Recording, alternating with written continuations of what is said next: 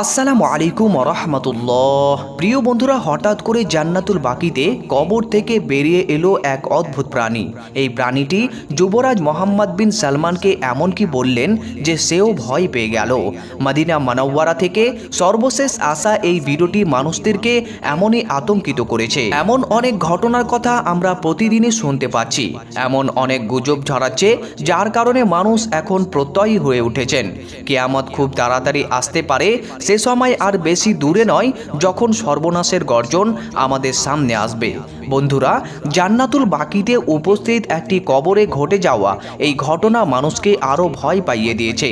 মানুষ তো ভয় পেয়ে আল্লাহ তাআলার সামনে যথাযথভাবে সাজদা রেজ হয়ে গিয়েছে এবং আল্লাহ তাআলার সামনে নিজের পাপের জন্য অনুতপ্ত হতে শুরু করেছে। জান্নাতুল বাকিতে এমন কি ঘটেছিল যা মানুষকে তওবা করতে বাধ্য করেছে? এমনকি সবচেয়ে সাহসী ব্যক্তিও চিৎকার করে উঠেছে। আজকের এই ভিডিওটিতে এই সমস্ত বিষয়ই আপনি দেখতে পাবেন। সেই জন্য বন্ধুরা, আজকের এই ভিডিওটি আপনি আমাদের সাথে শেষ পর্যন্ত জুড়ে থাকুন। আর ভিডিওটি আগে কন্টিনিউ করার আগে নিশ্চিত করুন যে আপনি আমাদের এই ইসলামিক আইকনিক চ্যানেলকে সাবস্ক্রাইব করেছেন। যদি সাবস্ক্রাইব করে না থাকেন তাহলে অবিলম্বে সাবস্ক্রাইব করুন আর অনুগ্রহ করে বেল আইকনে ক্লিক করে অল নোটিফিকেশন সিলেক্ট করে রাখুন পরবর্তী ভিডিও সবার আগে দেখার জন্য। তো চলুন প্রিয় বন্ধুগণ, আজকের এই ভিডিওটি শুরু করা যাক। প্রিয় বন্ধুগণ, জুম্মাতুল মোবারকের দিন ছিল। সৌদি আরবের প্রবল বৃষ্টির কারণে কবর স্থানে অনেক ঝোপঝাড় বেড়েছে, তাই সেখানকার ইনচার্জ থেকে একটি বিশেষ নির্দেশিকা জারি করা হয়। জান্নাতুল বাকি থেকে সব ধরনের ঝোপঝাড় কবর থেকে উপড়ে ফেলা হবে এবং মেরামত করা হবে, যাতে করে ভালো আবহাওয়া আসে, যাতে করে কোনো ধরনের পরিবর্তনের কারণে কবরে অপবিত্র না হয়ে যায়। সেখানে গোরকান্দ উপস্থিত ছিল আর এই কাজটি মাটির দ্বারাই করা হচ্ছিল এবং যখনই একটি কবরের কাছে তারা গেলেন তো মনে হলো যেন কবরটি নড়তে শুরু করেছে। দেখে মনে হচ্ছিল এর উপরে চেপে থাকা মাটি উপরের দিকে উঠতে চাইছে। প্রথমে তো এটিকে একটু কাকতালীয় ভাবে অনুভব করেন এবং সেখান থেকে একটু ঝোপঝাড় উপড়ে ফেলার পর অন্য দিকে চলে যান, কিন্তু কিছুক্ষণ পর সেখান থেকে মাটি ফেটে আসার আওয়াজ আসতে লাগলো, যেন সত্যি মাটির নিচে কিছু আছে যা কবর থেকে বের হওয়ার চেষ্টা করছে। ওই কবরটি টাটকা ছিল, প্রায় 2-4 দিন আগে সেখানে এক ব্যক্তিকে দাফন করা হয়। যখন তিনি এরকম দেখলেন তো বাকি লোকজনকে তিনি ডাকতে শুরু করলেন এবং এসব দেখে বাকি লোকজনও সেখানে উপস্থিত হতে লাগলেন এবং মানুষদেরকে বলতে লাগলেন যে মনে হচ্ছে এই জমির অংশ বারবার উঠছে, মনে হচ্ছে এই কবরে সমাধিত ব্যক্তি চলে গেছে, সে আবারও জীবিত হয়ে গিয়েছে, এই মাটি আঁচড়াচ্ছে কবর থেকে বেরিয়ে আসার জন্য। এই কবরটি যত তাড়াতাড়ি সম্ভব খনন করা উচিত। কিন্তু প্রিয় বন্ধুরা, এই কবরটি খোলার জন্য এগিয়ে আসতে পারছিল না। সবাই বলতে লাগলো এই কবরটা ইনচার্জের পারমিশন এবং মুফতির ফতোয়া ছাড়া এই কবর খোলা যাবে না, অন্যথায় যে কিছু হতে পারে। প্রিয় বন্ধুরা, সেই গোরকান্দ বলছে জানি না এটা কি শুধু মায়া নাকি কবরে এই লোকটির উপরে আযাব আসছে যার কারণে কবর এমন ভাবে কাঁপছে, আর কেনই বা আল্লাহ তাআলার গোপন রহস্য থেকে আমরা পর্দা উঠাতে যাচ্ছি। বন্ধুরা, এই ব্যাপারে যথেষ্ট দীর্ঘক্ষণ বিতর্ক চলছিল, কিন্তু এই কবরকে খোঁড়ার জন্য কেউ এগিয়ে আসতে চায়নি। গোরকান্দ ওখানে উপস্থিত ছিল এবং তিনি বারবার বলছিলেন যে এই কবরকে আমাদের অবিলম্বে খনন করে দেখতে হবে, এই কবরে কিছু আছে কিনা। যদি সেই লোকটি জীবিত থাকে আর আমরা খুব বেশি দেরি করে দিই তাহলে সে হয়তো আর প্রাণে বাঁচতে পারবে না। এ কথা নিয়ে আলোচনায় চলছিল। ঠিক ওই সময় মোহাম্মদ বিন সালমান মসজিদে নববীতে আসলেন। সৌদি শাহজাদা মসজিদে নববীতে প্রায় এসে থাকেন। রাসূলুল্লাহ সাল্লাল্লাহু আলাইহি ওয়াসাল্লামের মসজিদ সমূহ জিয়ারত করতে পারেন। রাসূলুল্লাহ সাল্লাল্লাহু আলাইহি ওয়াসাল্লামের মসজিদ সমূহ জিয়ারতের পর তিনি জান্নাতুল বাকিতেও যান এবং সেখানে তিনি ফাতেহা খানের জন্য এসে থাকেন এবং তিনি অনেক কিছুই এখানে নজরদারি করছিলেন, যে এখানে কর্মরত লোকজন তাদের কর্মের সাথে সৎ কেমন ছিলেন, যে এখানে কর্মরত লোকজন তাদের কর্মের সাথে কেমন সৎ ছিলেন, যে এখানে কর্মরত লোকজন তাদের কর্মের সাথে কেমন সৎ ছিলেন, মানে তারা তাদের কাজ কেমন ভাবে আঞ্জাম দিচ্ছিলেন। এরপর প্রিয় বন্ধুরা, কবর স্থানে দাঁড়িয়ে 3-4 জন মানুষের মন খারাপ দেখে তাদের সঙ্গে বাগদণ্ডিতা শুরু হয়ে যায়।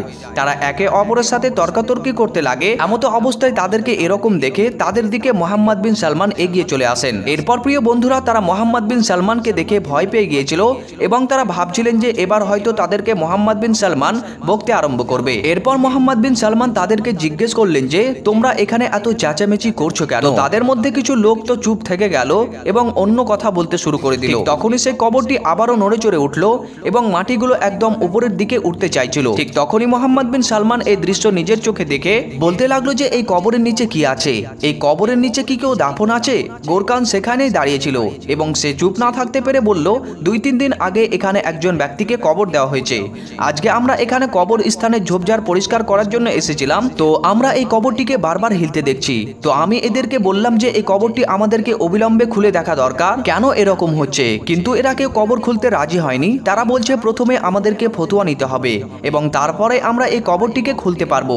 কিন্তু প্রিয় বন্ধুরা, আমি বিশ্বাস করি এই সময় সেই ব্যক্তি জীবিত থাকতে পারেন, তার প্রাণও চলে যেতে পারে। হয়তো আল্লাহ তাআলা অলৌকিকভাবে তার জীবনকে রক্ষা করছেন এবং সে হয়তো মাটির নিচেই বেঁচে আছে। এ কথা শোনার পর সৌদি যুবরাজ মোহাম্মদ বিন সালমান সেখানে উপস্থিত বাকিদেরকে জানালেন এবং তাদেরকে অবিলম্বে এই কবরটিকে খুলতে নির্দেশ দেয়। এই দৃশ্য দেখে আশেপাশের বহু মানুষ সেখানে জড়ো হয়েছিল এবং সবাই কবর খনন করছিল।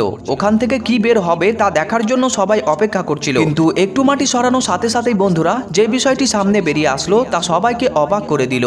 কিছু মাটি সরানোর সাথে সাথেই এক অদ্ভুত প্রাণী বেরিয়ে এলো। সেখানে উপস্থিত সবাই এই দৃশ্য দেখে হতবাক হয়ে গিয়েছিল। প্রাণীটি দেখতে ছিল 1.5 বছরের শিশুর মতো, চার পায়ে হাঁটছিল, গায়ে কাদা লেগেছিল, কোনো চুল ছিল না, চোখগুলো একটু অদ্ভুত দেখতে ছিল, মাথাটাও ছিল অস্বাভাবিক, তার শরীর ছিল বড় এবং কালো বীর্যে ঢাকা, বড় বড় লাল চোখ দিয়ে তাকিয়েছিল, যা দেখে সবাই আতঙ্কিত হয়ে পড়ল। এই অদ্ভুত প্রাণীটি কি ছিল? 65 বছর বয়সী এক ব্যক্তিকে দাফন করা হয়েছিল সেখানে, তাহলে এই শিশুটি এখান থেকে কিভাবে বের হলো? সৌদি যুবরাজ মোহাম্মদ বিন সালমান সেখান থেকে সবাইকে সরে যেতে বললেন, কিন্তু তিনি সেখানেই দাঁড়িয়েছিলেন এবং তিনি বলতে লাগলেন, এ কেমন জীব, মনে হয় না কারো সন্তান।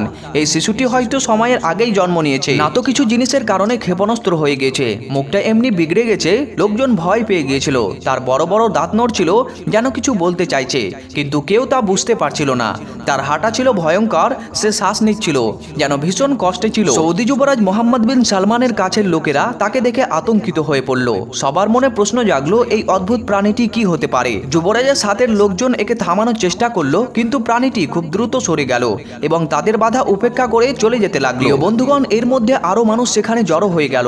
সবাই সেই প্রাণীকে ঘিরে ধরে তার বিষয়ে আলোচনা করতে শুরু করলো। অনেকে বলল এটা হয়তো কোনো অভিশাপ বা শাস্তির প্রতিফলন হতে পারে, আবার কেউ বলল এটা হয়তো কোনো অলৌকিক ঘটনা বা অদৃশ্য জগতের কোনো শক্তি হতে পারে, তবে কেউ নিশ্চিত হতে পারছিল না এটা আসলে কি। এরপর দ্রুত স্থানীয় ধর্মীয় নেতাদেরকে ডাকা হলো। তারা এসে এই ঘটনার সত্যতা যাচাই করার চেষ্টা করলেন, কুরআনুল কারিমে তেলাওয়াত শুরু করলেন এবং আল্লাহর রহমতের জন্য দোয়া করতে লাগলেন।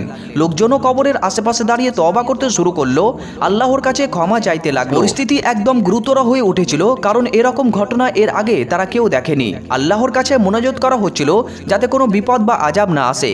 কেউ কেউ বলল এই ঘটনা মুসলমানদের জন্য একটি সতর্কতা, যাতে সবাই তওবা করে আল্লাহর পথে ফিরে আসে। ঘটনাটি ক্রমেই বড় আকার ধারণ করতে লাগলো এবং সে অদ্ভুত প্রাণীটি কোথায় যেন চলে গেল এবং এরপর তাকে আর খুঁজে পাওয়া গেল না। এই ঘটনার পর থেকে জান্নাতুল বাকির কবর স্থানের ওই এলাকাটি ঘিরে রাখা হলো, যাতে কেউ সেখানে না যেতে পারে। আলেম ওলামারা সবাইকে সতর্ক থাকতে বললেন এবং এই ঘটনাকে একটি শিক্ষা হিসাবে গ্রহণ করার আহ্বান জানালেন। তারা বললেন এটা আমাদের জন্য একটি ইঙ্গিত হতে পারে যে আল্লাহ আমাদের ভুল থেকে সাবধান করেছেন, আমাদের উচিত দ্রুত তওবা করা এবং আল্লাহর পথে ফিরে আসা। তবে বন্ধুরা, এই ঘটনাটি নিয়ে মানুষের মধ্যে নানান ধরনের আলোচনা শুরু হয়। কেউ কেউ বিশ্বাস করতে চাইল না, তারা বলল হয়তো এটি মিথ্যা বা গুজব। অন্যদিকে যারা ঘটনাস্থলে ছিলেন তারা শপথ করে বললেন যে তারা নিজেদের চোখে এই ঘটনা প্রত্যক্ষভাবে দেখেছে। এই সময় সৌদি আরবের বিভিন্ন সংবাদ মাধ্যমে ঘটনাটি নিয়ে রিপোর্ট আসতে শুরু করলো, যদিও সরকারের পক্ষ থেকে এই বিষয়ে কোনো মন্তব্য করা হয়নি। তবে স্থানীয় জনগণ এবং হাজির থাকা ব্যক্তিরা এই বিষয়ে দৃঢ়ভাবে বিশ্বাস করেন যে তারা এমন কিছু দেখেছেন যা ব্যাখ্যা করা খুবই কঠিন। এরপরে বিভিন্ন জায়গায় গুজব ছড়াতে থাকে, এমনকি মানুষজন ভীত হয়ে পড়ে। তারা এই ঘটনাকে কিয়ামতের একটি নিদর্শন হিসাবে বিবেচনা করে থাকে। বিশেষ করে যারা ইসলামের মূল শিক্ষা থেকে দূরে সরে গেছে, তারা এই ঘটনাকে তাদের জীবনের জন্য একটি বড় সতর্কতা হিসাবে দেখতে শুরু করে। প্রিয় বন্ধুগণ, এই ধরনের ঘটনা আমাদেরকে আল্লাহ তাআলার দিকে ফিরে আসতে এবং ইসলামের মূল শিক্ষার উপর অটল থাকতে অনুপ্রাণিত করে। আমাদের উচিত সময় থাকতে তওবা করা এবং আমাদের কর্মের জন্য আল্লাহ তাআলার কাছে ক্ষমা প্রার্থনা করা। বাকি প্রিয় বন্ধুগণ, এই ঘটনা সম্পর্কে আমাদের এখনো সঠিক নির্দেশনা দেওয়া হয়নি যে এটি সঠিক নাকি বেঠিক, নাকি একটি গুজব মাত্র। যাই হোক না কেন প্রিয় বন্ধুগণ, আমাদেরকে তওবা করে আল্লাহ তাআলার দিকে ফিরে আসতে হবে। আল্লাহ তাআলা আমাদের সকলকে সঠিক বুঝে সঠিক আমল করার তৌফিক দান করুন, আমিন সুম্মা আমিন। আজকের এই ভিডিওটি যদি আপনাকে একটুও ভালো লেগে থাকে তাহলে ভিডিওটিতে অবশ্যই একটি লাইক করতে ভুলবেন না, বন্ধুদেরকে বেশি বেশি শেয়ার করতে ভুলবেন না, আর নতুন দর্শক হলে চ্যানেলটিকে অবশ্যই সাবস্ক্রাইব করতে ভুলবেন না।